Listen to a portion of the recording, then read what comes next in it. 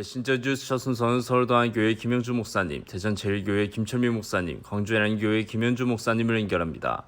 스포츠 선수들의 실력이 휴식 시간에 드러나듯이 신앙인의 진면모가 교회 밖의 일상생활에서 드러나는 이유를 들려주십니다. 1882년 영국 교회사의 기념비적인 해로 기록된다고 합니다.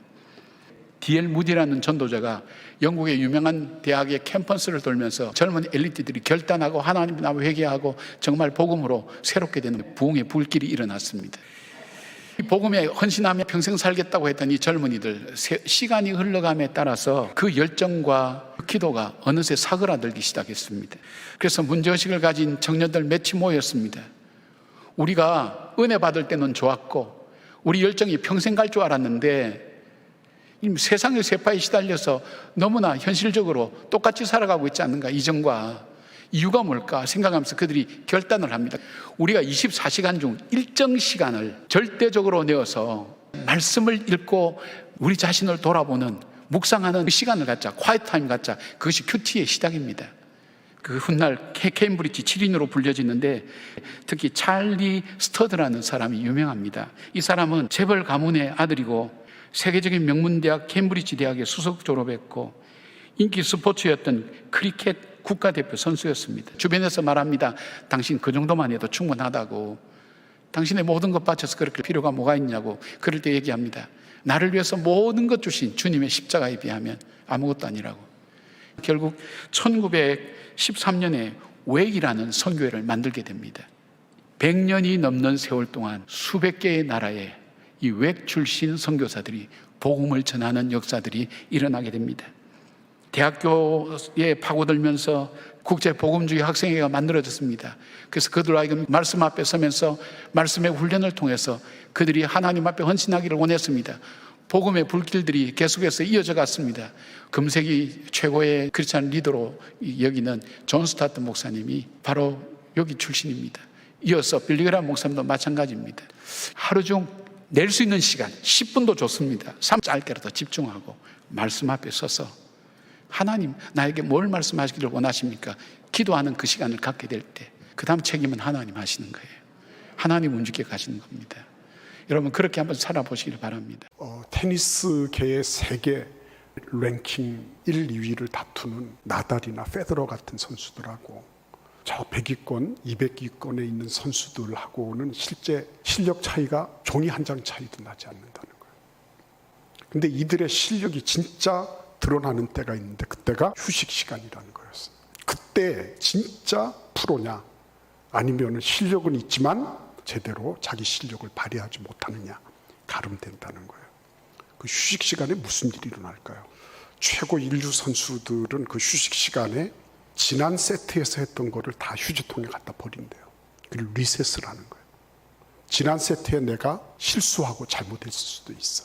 불가피하게 상대방에게 의표를 찔리는 그런 경우도 있는 거죠. 근데 이런 저런 것들을 다 안고 한 게임을 마치고 나면 벤치에 앉는 거예요. 그리고 수건으로 땀을 닦으면서 이 최고 인류급의 선수들은 지난 게임에 있었던 것들을 다 털어버리고 새로운 게임을 바라보는 거죠.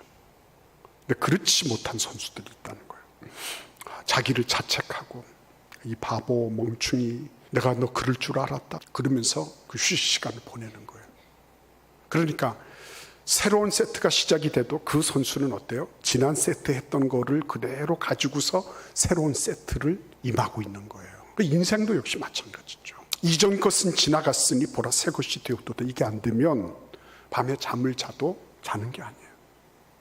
창세기 2장 3절 말씀에 보시면 하나님이 그 일곱째 날을 복되게 하사 거룩하게 하셨으니 이는 하나님이 그 창조하시며 만드시던 모든 일을 마치시고 그 날에 안식하셨음이니라. 이 날이 어떤 날이라고요? 복되게 하신 날이라는 거예요. 이 시간은 하나님과 연관된 시간이기 때문에 이 시간에 대해서 하나님은 거룩하게 규정짓고 계신 거예요. 그래서 하나님과의 관계와 사람과의 관계를 제대로 하려고 하려는 사람은 어떻게 한다?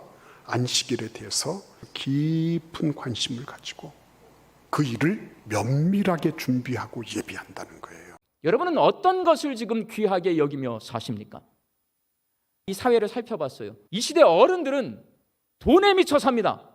돈 없으면 못 산다고 말하는 그리스도인들이 너무나 많아요. 신방을 갔는데 목사님 돈 없으면 못 살아요. 돈이 하나님이에요. 돈에 다 미쳤어요. 두 번째, 우리 자녀들은요, 돈이 없어도 돼요. 엄마 아빠가 주니까. 엄마 아빠가 준 돈을 가지고 즐거움을 가장 귀하게 여기며 삽니다. 그러니까 이 시대의 가치관은 뭐냐면 어른 세대는 돈이고요, 아이들의 세대는 즐거움입니다. 우리 두 눈으로 지금 보고 있어요. 부모와 자녀, 스승과 제자라는 천륜이요, 돈 앞에서 다 무너집니다. 자연을 생명체로 대해주지 않아요. 왜냐하면 돈 버는 도구로 삶으니까 지구가 망해간다고 해도 필요 없어요. 계속해서 다 자연을 훼손합니다. 여러분, 우리가 가난했던 시절이 있어요. 저는 청소년 시대 반절 이상을 친구네 집에 가서 잤어요. 가면 걔네 엄마가 저에게 밥을 먹여줬어요. 가난했지만 남의 집에 가도 다 환영했고요. 그런 추억이 있어서 저 오늘 살고 있는 거예요. 근데 지금 어때요? 돈이 많아졌어요. 전 세계에서 잘 산다니까요, 우리나라가. 돈이 많아졌어. 먹을 거 다 먹고 사니까 여러분 날마다 건강을 걱정하면서 살아요. 당뇨병 걸릴까 약 먹고 돈 쓰고 헬스장 가서 운동하고 돈 쓰고, 돈에 미친 세상은요, 돈이 이렇게 많아도 더 돈을 요구합니다. 이게 바로 우리가 살고 있는 지금 이 세상이에요. 즐거움을 가장 귀하게 여기는 우리 자녀들 가운데 상당수가 휴대전화에 중독되어 있잖아요. 즐겁거든요. 제가 한 20년 지금 이렇게 지켜봐요. 그 아이들은 어른이 되어서도 거기서 헤어나오지 못합니다. 그렇게 즐거움을 찾다가 중독이 되면 끝이 어디냐? 미국이 보여줘요. 마약입니다. 우리나라도 점점 마약에 많은 아이들이 중독되고 있어요. 안전하지 않아 이제. 우리는 돈을 귀하게 여기고 즐거움을 귀하게 여기는 세상이 어떻게 되는지를요, 상상이 아니라 우리 눈으로 지금 보고 살고 있어요.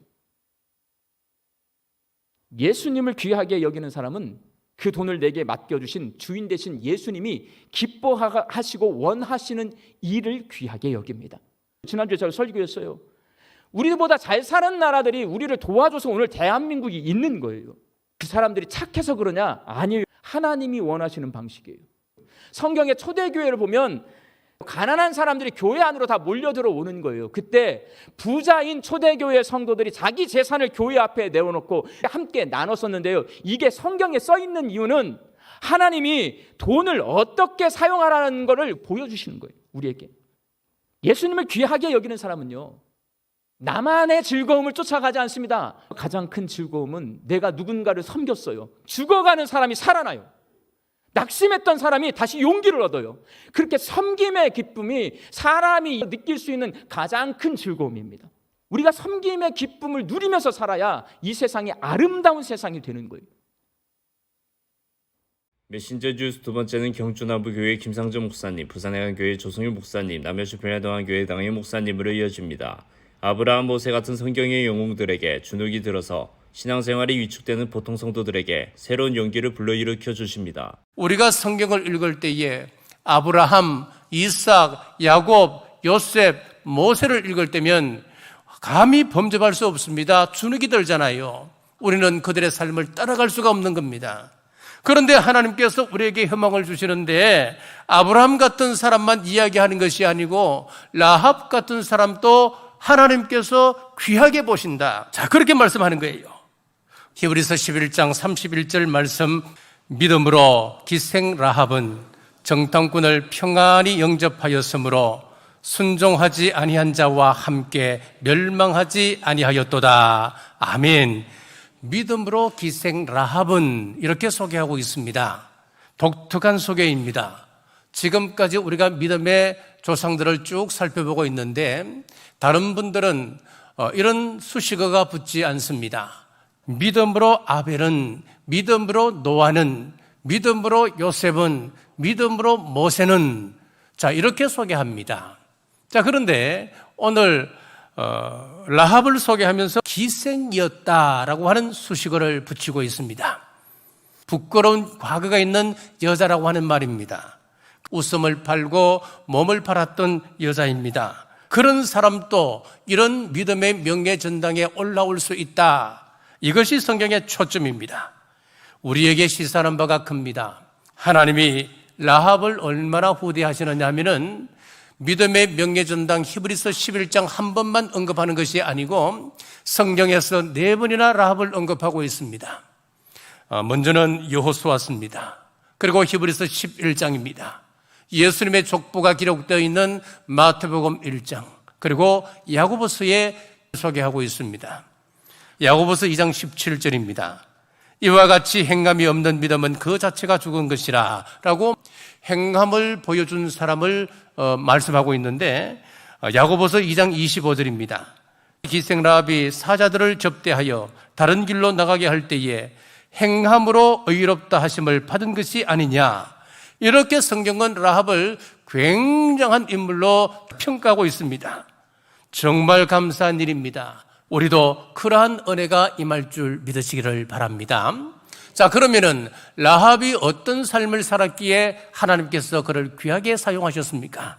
자, 어떻게 해서 라합이 믿음의 사람이 되었습니까?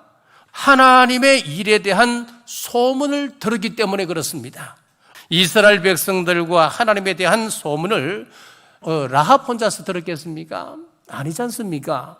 여리고성에 있는 사람들이 다 들었습니다. 자, 그런데 오직 라합만이 믿음이 생겼습니다. 이게 중요합니다. 여러분, 하나님 앞에 나와서 말씀 듣는 것이 우리 믿음의 출발이지만 하나님을 나의 하나님으로 받아들일 것인가? 그것은 내 몫이라고 하는 것입니다. 3세기 무렵에 수도자들 사이에 전해 내려오는 이야기가 있습니다. 어느 날 아버지가 아들한테 밭에 있는 가시나무들 그리고 엉겅퀴들 그거 다 치워라 그렇게 심부름을 시켰어요. 근데 이 아들이 그 밭에 나가보니까 가시나무하고 엉겅퀴가 너무 많은 거예요. 일을 시작하기 전에 질려버렸어요. 그래서 땅에 누워가지고 있다가 잠이 들었어요. 아버지가 이 모습을 보고는 아들한테 말합니다. 너 지금 누워있는 바로 그만큼만 하루에 일해라. 그렇게 얘기했더니 아들이 그거는 할 수 있잖아요.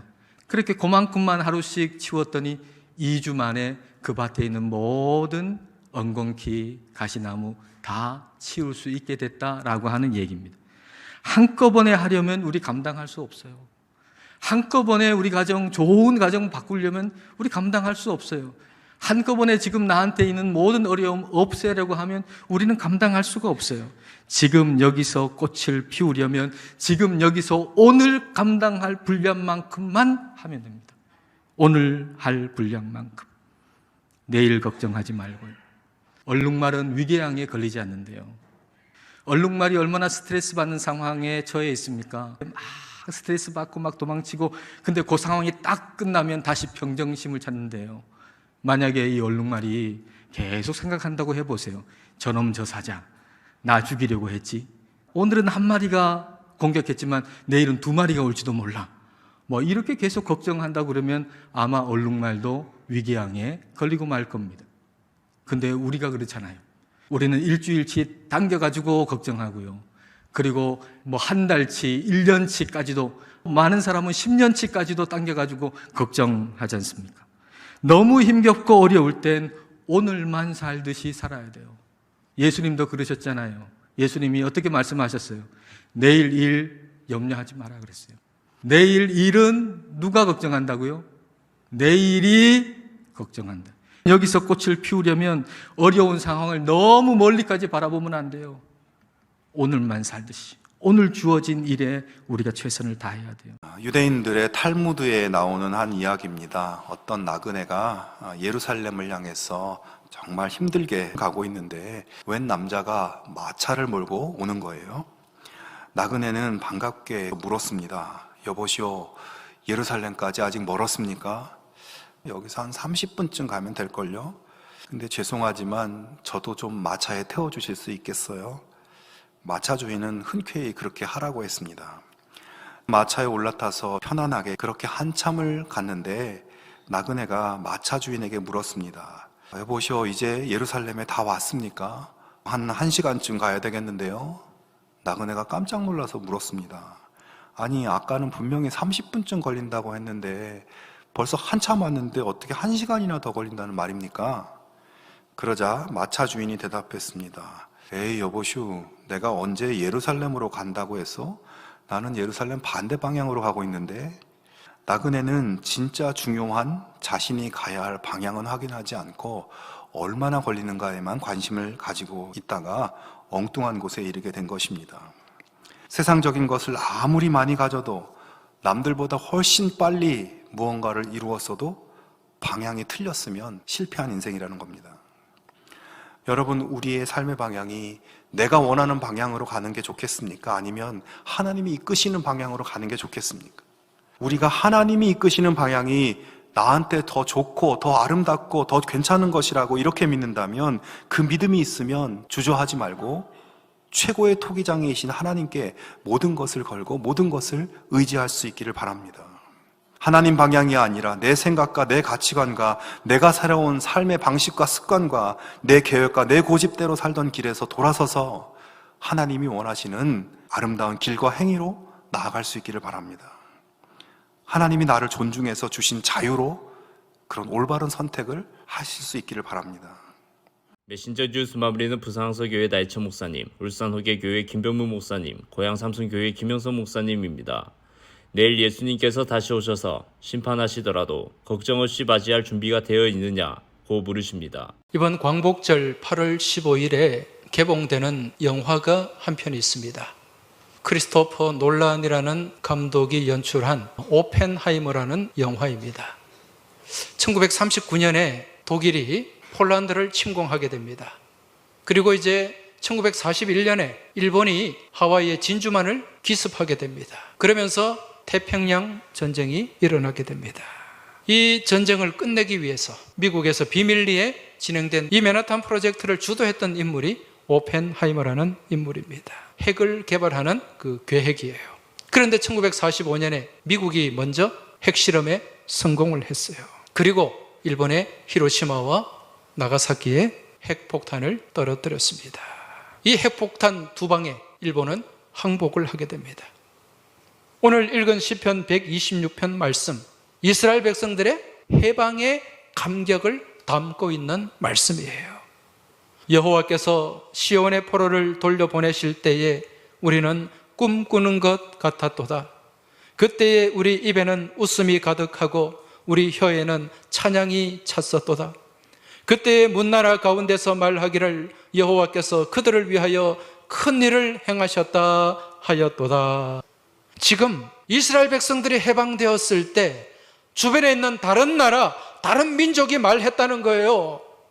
그들의 신 여호와가 도와주셔서 저들이 해방을 맞이하게 되었다는 것입니다.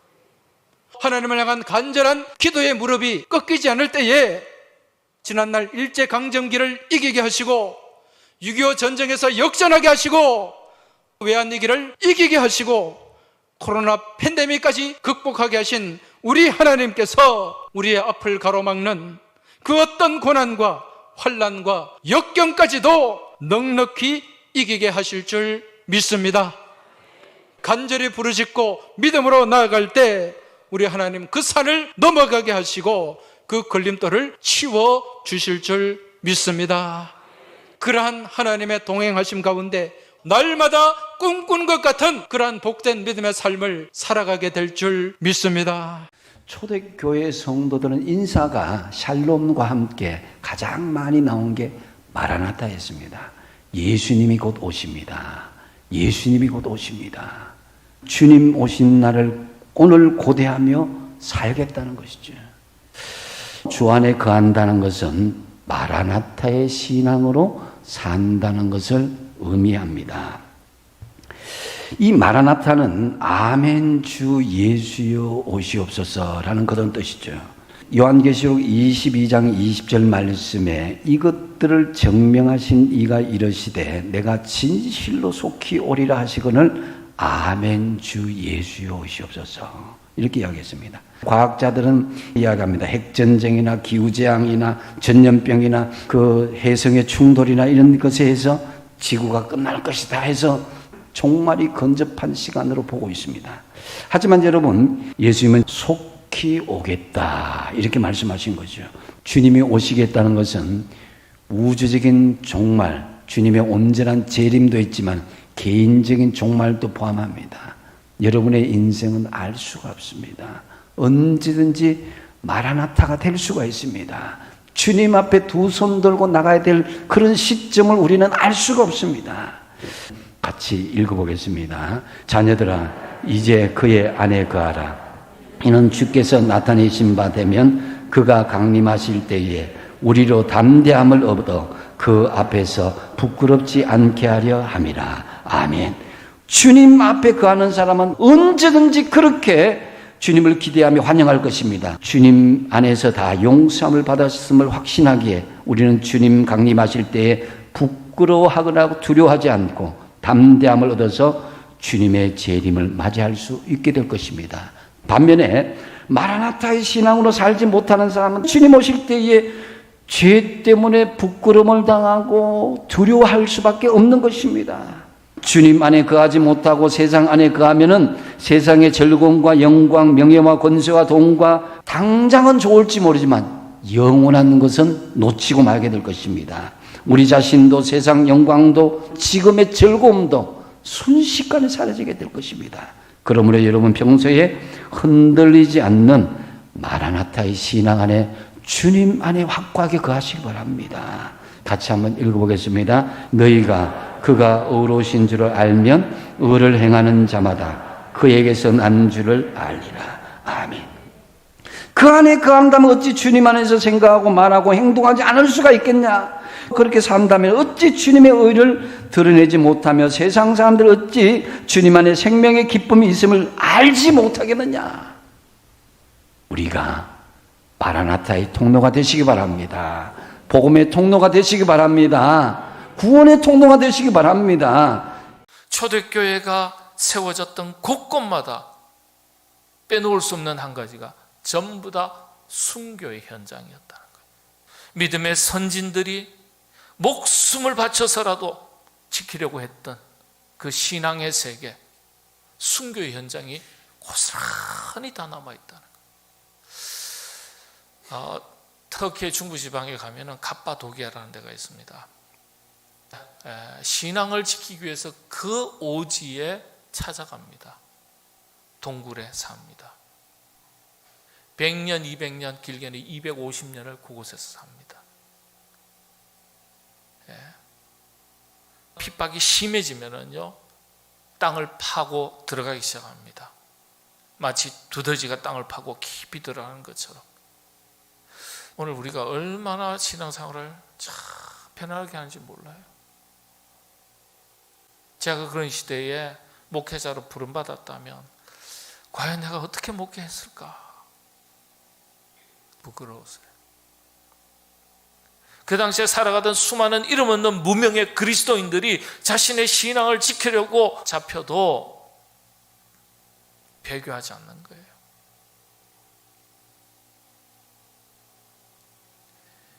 조금만 참으면 영원한 하나님 나라에 이른다. 목숨과도 자식과도 바뀌지 않았던 그 신앙이 있었기 때문에, 그렇게 지켜온 신앙이 있었기 때문에 그 신앙이 오늘 우리에게까지 이어진 것입니다. 오늘 우리 시대에 초대교회 같은 핍박은 없지만은, 그러나 그리스도인답게 살아가기 위한 삶에 있어서 수많은 유혹과 시험과 도전이 얼마나 많은 세상인지 모릅니다.